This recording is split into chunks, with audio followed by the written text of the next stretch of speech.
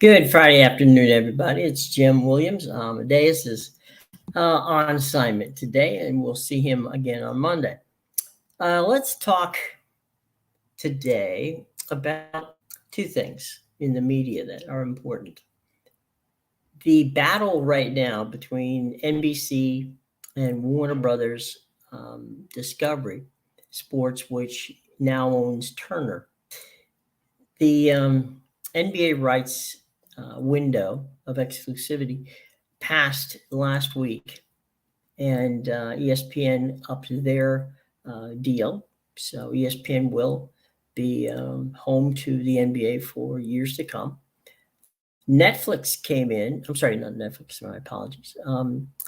Coming in and getting their package was Amazon. So Amazon has what will, in essence, either be a Thursday or a Friday night game of the week coming up. So they got a streaming deal. Now the battle is over what's going on with TNT and NBC. Now TNT has the right to match any offer that is given to the league. So there is thought that they would do that. Now, again, the window of exclusivity is gone. So we're in a bidding situation. NBC's bid per year for a deal is basically $2.5 billion per year for the NBA. Okay. So if Turner wants to keep doing the NBA, then they have to match that $2.5 billion per year package, which was offered by NBC. Now, things have gone a little squirrely here. Remember that for 30 plus years, the Turners had the NBA. They have the best, without question, pregame, postgame show, probably of all sports, with Charles Barkley, with Shaq, with Kenny Johnson, Jackson, and Ernie Johnson. Everybody loves it. And so Turner's done a fantastic job with the NBA. The NBA loves them.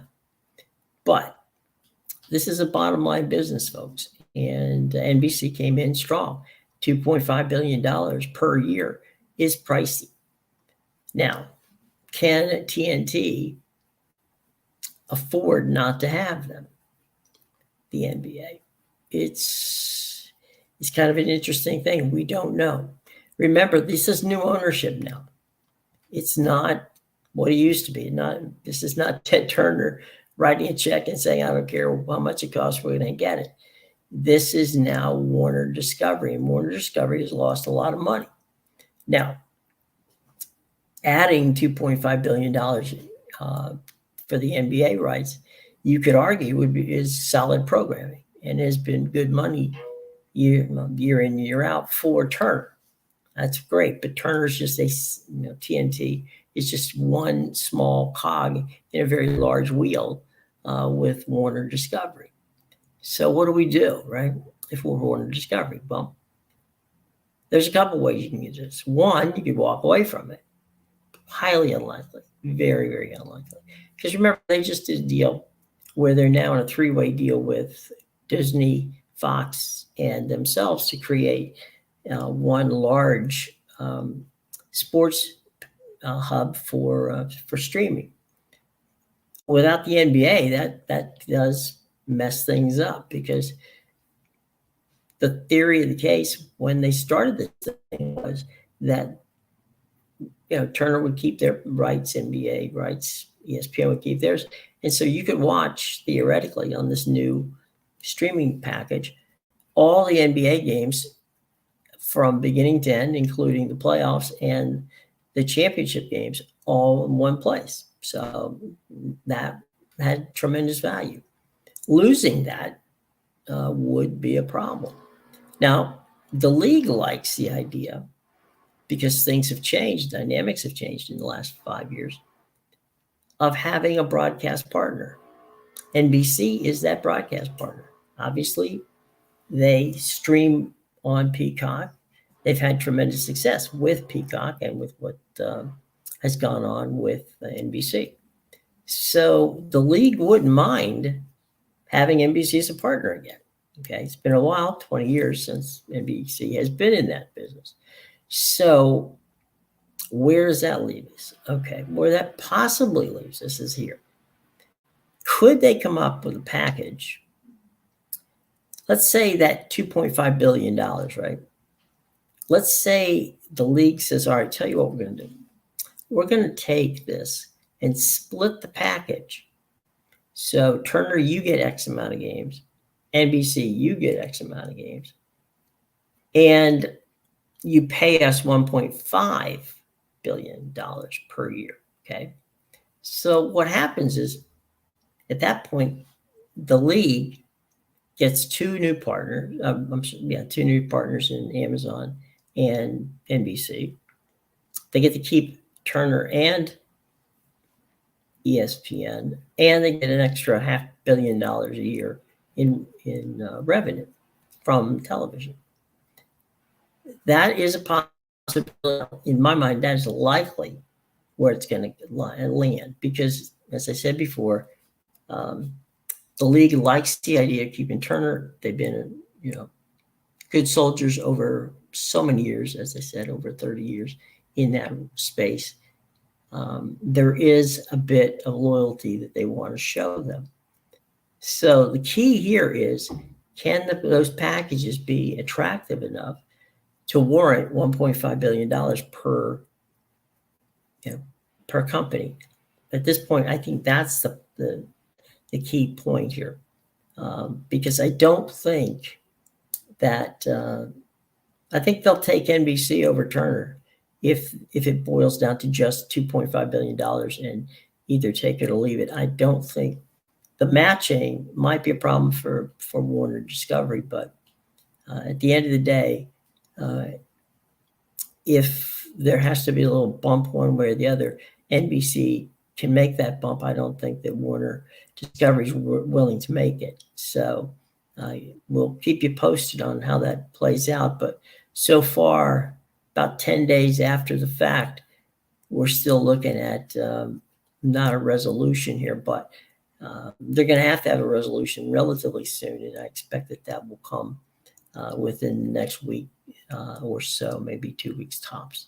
They'll figure it out. And I do believe they're going to walk away with this so that NBC has something, and so that Warner Discovery has something as well from the Turner side. Now, a couple of things. We talked about the fact that, Turner has the outstanding pre and post game show with Shaq, Ernie, Kenny, and Chuck. Chuck has made it clear that if Turner does not have the package, then he will be leaving, Warner Discovery. It's in his contract, and he can walk. Shaq, I assume, has the same deal, although I don't know. Kenny, probably the same. I would imagine that those three guys would become free agents and, would be very happy to be involved in anything that, if NBC is the group, then maybe that's where they are, or maybe they're going to land over at Amazon. I don't know, but I know they'd want to stay together. The problem is Ernie Johnson. Ernie is staying at Turner. He lives in Atlanta. His family's there. It's, it's home ground for Ernie. He grew up at Turner. He never left Turner to do anything else. And so I don't think that he's going to leave Turner, and he's already said so. So Ernie is a very intricate part of that, as is the production team at Turner. They are the ones who created that show. To replicate that show, without Ernie and without the talented people at Turner, is going to be a problem. So stick a pin in this. We don't know what happens with the talent if indeed NBC does slide in and take that place from Turner. Okay, so there you go. Ernie, by the way, would stick with TNT for their baseball coverage, which is extensive, and he does play-by-play on that, and he handles pre- and post-game shows over there. So And also, don't forget they have the NCAA basketball with their relationship with CBS. So he does pre and post on that. So there's plenty of things for Ernie to do should they lose the NBA, although I'm quite certain that he would like to continue the role. So we'll see. We'll see how that turns out. Now, this week on the 15th, we're going to know what the NFL schedule is like. Okay, we know right now that you know who's going to who your team's going to play. All right, you just don't know when. On the 15th, you will know when. And what has happened, the schedule was supposed to come out 2 weeks ago. So, there's been all kinds of rumors as to why it's been held up. Well, the most likely rumor is something that popped up from our buddy John Orand and Boomer Esiason. They made the proclamation that the holdup had to do with the NFL creating a new package for Netflix, okay? And that would be a Christmas Day package. Netflix is, kind of dabbling in live sports. They have Monday Night Raw will be moving over to Netflix next year. They just did the Tom Brady roast. They've done the F1 series. They've done the golf series. They haven't done live sports. They've gone all the way up to dipping their toe in sports, but they haven't done the live aspect of it. A Christmas Day package makes sense because once a year, Netflix would have NFL on Christmas. They would be the exclusive home on Christmas for the NBA. I'm sorry, for the NFL package. It makes sense, and we certainly would find out very, very soon if that is the case. Variety reports this morning that Netflix, is basically looking to start this Christmas in doing a doubleheader.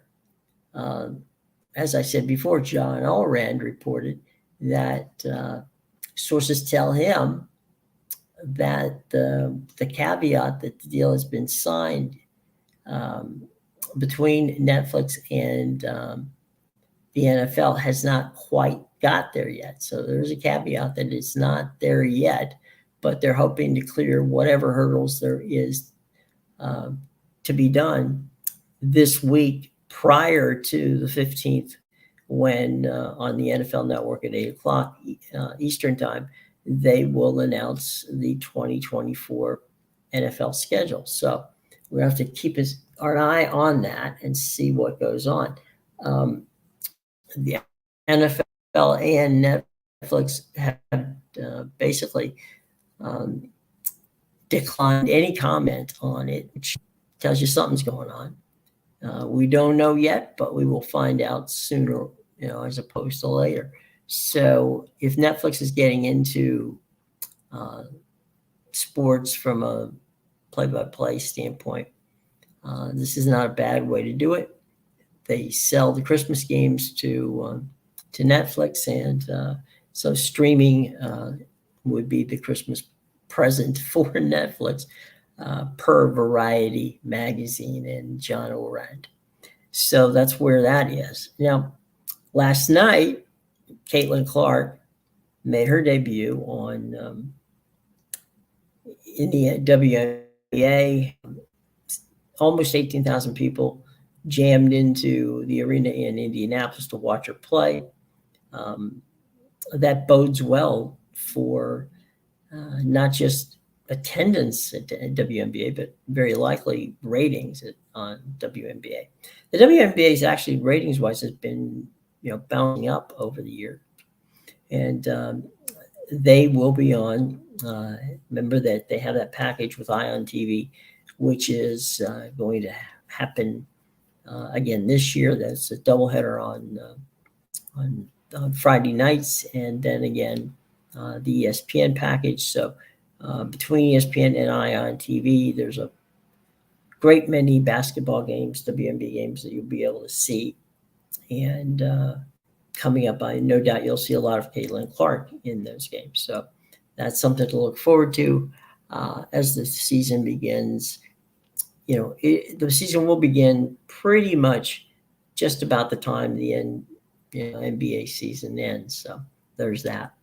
Over the weekend, we have plenty to see. Yeah, baseball and Fox, which is regional action. So you check your local listings for the time and the teams that will be playing. It's a 4:00 game on Fox, and then there's a nighttime 7:00 game on FS1.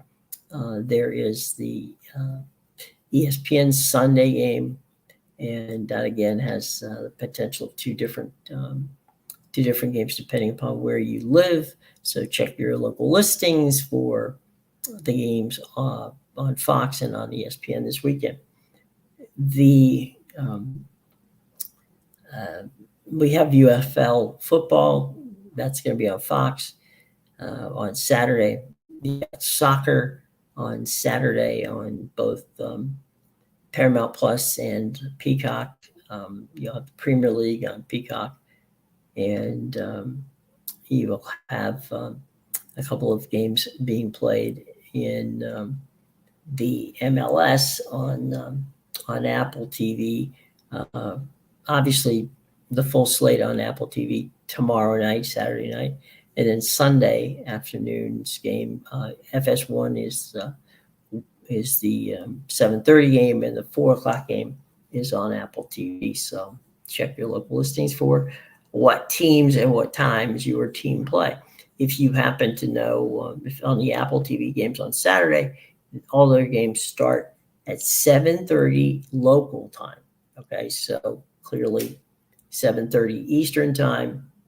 If you're staying in the East and wondering what's going on, it'll be the 8:30 will be in the Central time zone. You get it, 9:30 in the Mountain Zone, and then of course 10:30 would be 7:30 out on the coast. So that's what you need to look out for the MLS games tomorrow. All those games can be seen streamed on Apple TV Plus, as well as the MLS season package. Okay, so there's that.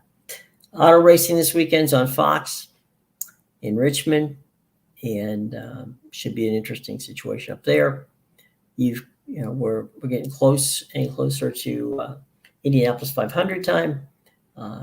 Keep your eye out on NBC, USA, and streaming on Peacock, as we will get this entire month. Indy is going to be at Indianapolis, where they're going to obviously have the Indianapolis 500 time trials coming up next weekend. We'll find out who's going to be in the pole position. Then, of course, there's some races that will be held right around the Indianapolis area, which will be, practices for the upcoming Indy 500. So IndyCar kind of shuts down for the month of May because they spend every waking moment getting ready for the Indianapolis 500. Kyle Larson, by the way, this year is going to do something that has been done before, and that's run in the Indianapolis 500, then get in a private jet fly to Charlotte and race in the Charlotte 600. So Larson will be doing that this year, and he's running Chip Ganassi cars, so he's going to be in Chip Ganassi's car